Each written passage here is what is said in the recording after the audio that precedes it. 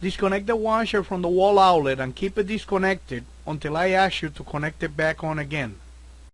You will need to remove 3 screws on top of the controls panel.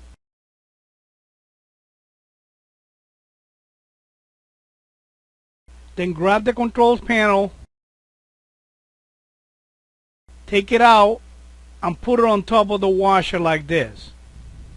To put the controls panel back, just grab it, put the tabs on the holes on the bottom, align it,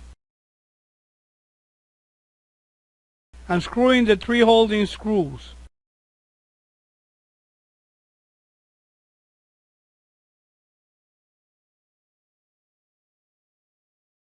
To open the top panel, you will need to compress the holding clips with a spatula or potty knife like this.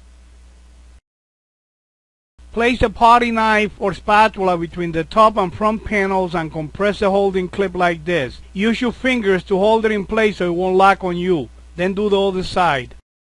And lean the top panel against the wall like this.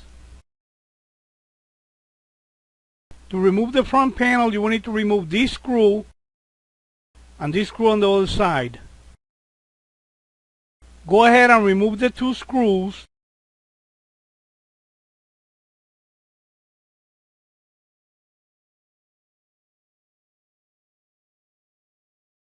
Grab the front panel, lift it, and take it out of the way.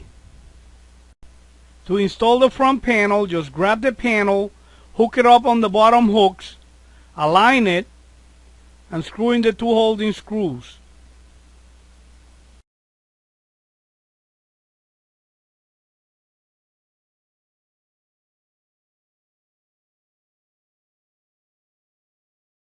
Lower the top panel and compress the holding clips to make sure that the holding clips are going to be holding the top panel in place.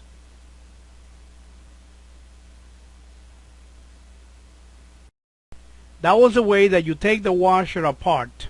You must learn how to take the washer apart and put it back together again in this video, because the rest of the videos are going to be shown with the washer already taken apart, okay?